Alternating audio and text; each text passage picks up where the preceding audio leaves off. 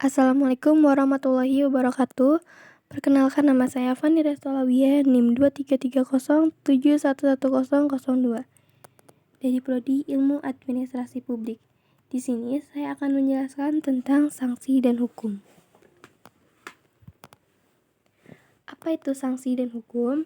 Sanksi adalah sebagai alat penegak hukum yang terdiri atas kebatalan perbuatan yang merupakan pelanggaran hukum, baik batal demi hukum maupun batal setelah dinyatakan oleh hakim. Sedangkan hukum adalah keseluruhan peraturan-peraturan atau kaedah-kaedah dalam suatu kehidupan bersama. Keseluruhan peraturan tentang tingkah laku yang berlaku dalam suatu kehidupan bersama, yang dapat dipaksakan pelaksanaannya dengan suatu sanksi. Fungsi hukum sendiri adalah sebagai perlindungan kepentingan manusia. Agar kepentingan manusia terlindungi, hukum harus dilaksanakan.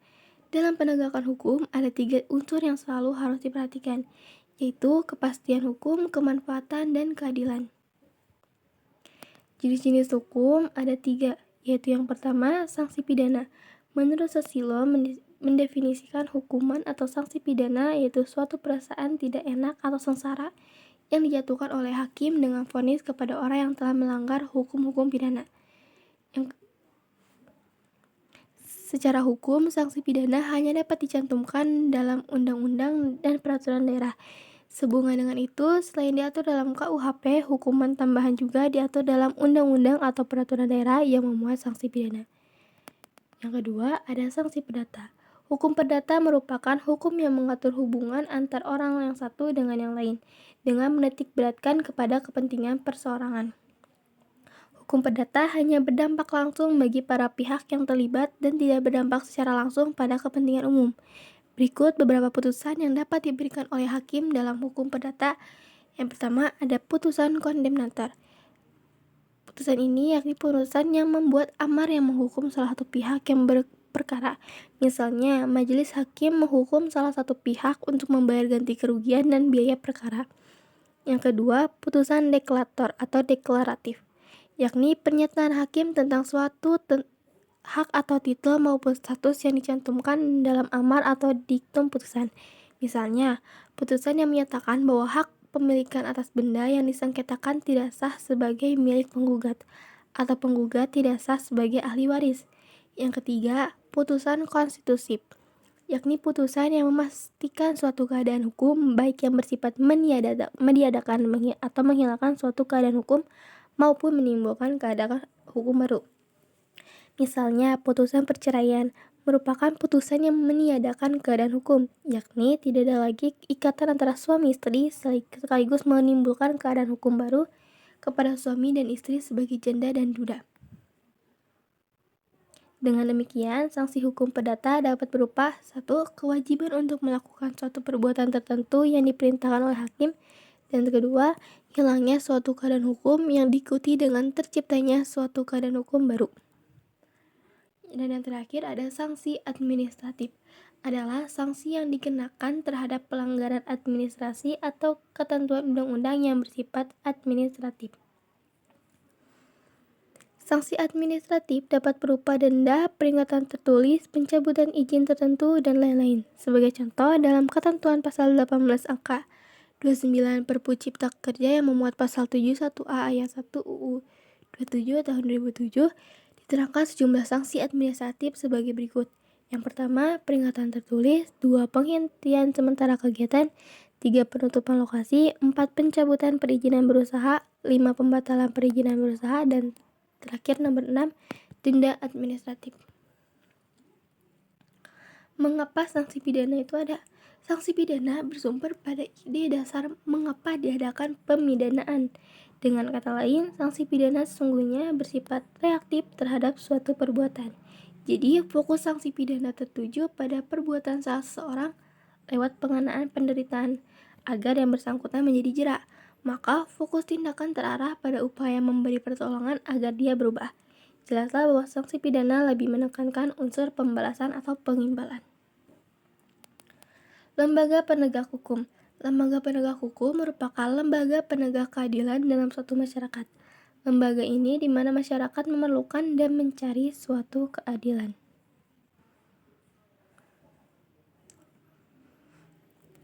Di Indonesia sendiri mempunyai lembaga hukum yang tujuannya adalah menjamin agar keadilan dapat dijalankan secara murni dan konsekuen untuk seluruh rakyat tanpa membedakan asal-usul, warna kulit, kedudukan, keyakinan, dan lain sebagainya. Jika keadilan sudah tidak ada lagi, maka masyarakat akan mengalami ketimpangan. Tapi ada beberapa faktor-faktor yang menyebabkan lembaga ini lemah.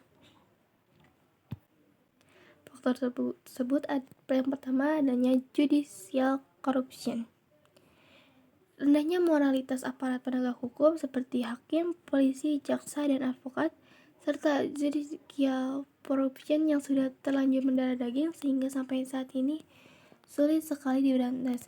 Adanya judicial corruption jelas menyulitkan penegakan hukum di Indonesia karena para penegak hukum yang seharusnya menegakkan hukum terlibat dalam praktek korupsi, sehingga sulit diharapkan bisa ikut menciptakan pemerintah yang baik atau good governance. Penegakan hukum hanya bisa dilakukan apabila lembaga-lembaga hukum seperti hakim, jaksa, polisi, dan advokat bertindak profesional, jujur, dan menerapkan prinsip-prinsip good governance. Yang kedua, lemahnya mentalitas. Faktor yang mempengaruhi lemahnya mentalitas aparat penegak hukum diantaranya lemahnya pemahaman agama, ekonomi, proses rekrutmen yang tidak transparan, dan lain sebagainya. Sehingga dapat dipertegas bahwa faktor penegak hukum memainkan peran penting dalam memfungsikan hukum. Kalau peraturan sudah baik tetapi kualitas penegak hukum rendah, maka akan ada masalah. Demikian juga apabila peraturannya buruk sedangkan kualitas penegak hukum baik, kemungkinan munculnya masalah masih terbuka.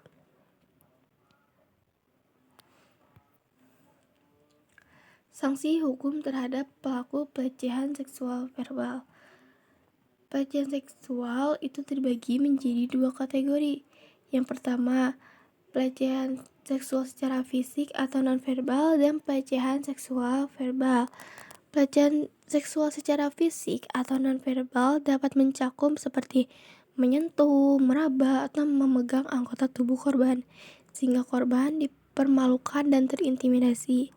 Pelecehan seksual fisik atau nonverbal juga dapat mencakup pelecehan seksual yang berlanjut dengan mencium atau bahkan memperkosa korban. Selain itu juga tindakan siul dari seorang tak dikenal kepada wanita yang lewat di muka publik dan tindakan lainnya yang dilakukan dengan kata-kata atau verbal.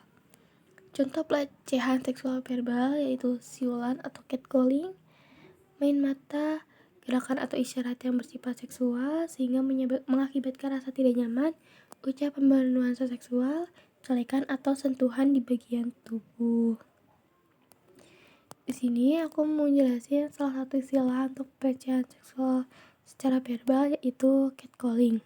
Catcalling ini termasuk jenis pelecehan seksual secara verbal yang tidak terlalu keji atau biasanya terjadi di ruang publik, di mana seorang laki-laki berkomentar terhadap bentuk tubuh atau berusaha menggoda seorang perempuan yang berjalan melewatinya dengan tujuan untuk menarik perhatian wanita dan berharap mereka akan menghentikannya. Hampir setiap hari di Indonesia, orang yang menggunakan tempat umum seperti transportasi umum, jalan raya, atau tempat kerja mengalami catcalling.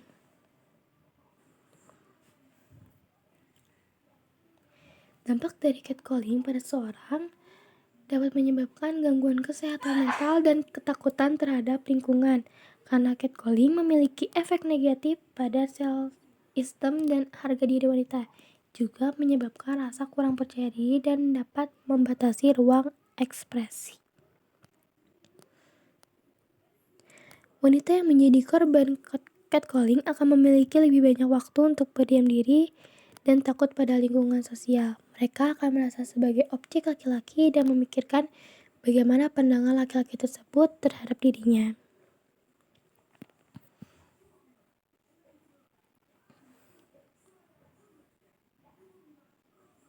Pasal-pasal yang dapat melindungi seseorang yang terkena pelecehan verbal. Yang pertama, bersiul pada wanita dengan tujuan menggoda wanita tersebut. Orang yang melakukannya dapat dijerat ke dalam pasal 289 sampai dengan pasal 29 KUHP. Pasal 289 KUHP menetapkan bahwa barang siapa dengan kekerasan atau dengan ancaman kekerasan memaksa seorang melakukan atau membiarkan dia lakukan padanya perbuatan cabul karena perbuatan yang merusak kesusilaan dipidana dengan pidana penjara selama-lamanya. Segala perbuatan yang berkaitan dengan nafsu seksual seperti berciuman, meraba-raba anggota kemaluan, atau meraba-raba buah dada dianggap sebagai perbuatan cabul. Perbuatan cabul ialah segala perbuatan yang berhubungan dengan nafsu kekelaminan, misalnya bercium-ciuman, meraba-raba anggota kemaluan, meraba-raba buah dada, dan sebagainya. Yang kedua, menggoda wanita yang tidak dikenal. Perbuatan yang dianggap sepele dan iseng dapat dikenakan pasal-pasal tentang pencabulan yang diatur dalam pasal 289 hingga 296 KUHP. Yang ketiga, memberi komentar yang berbau hal-hal sensitif kepada seorang wanita. Perbuatan yang dianggap remeh dan sekarang ini sangat umum dilakukan oleh orang-orang seperti memberikan komentar yang tidak mengenakan kepada wanita yang mendengarnya, seperti komentar pornografi atau mengucapkan kata-kata seperti seksi, gede, dan berbagai komentar vulgar sifatnya akan dijerat dengan pasal 315 KUHP tentang penghinaan ringan. Yang keempat, menceritakan sesuatu yang bersifat seksual kepada orang lain. Dengan kata lain, gosipnya mencakup bentuk tubuh wanita dan bagian tubuh lainnya. Karena dianggap sebagai pencemaran di muka umum, tindakan ini dapat dijerat dengan pasal 310 KUHP, pasal 3. Terakhir, menanyakan hal-hal yang bersifat seksual yang membuat orang tidak nyaman ada di pasal 281 KUHP karena yang dibicarakan adalah hal yang tidak disukai oleh orang yang dibicarakan. Itu saja yang bisa saya sampaikan. Terima kasih. Wassalamualaikum warahmatullahi wabarakatuh.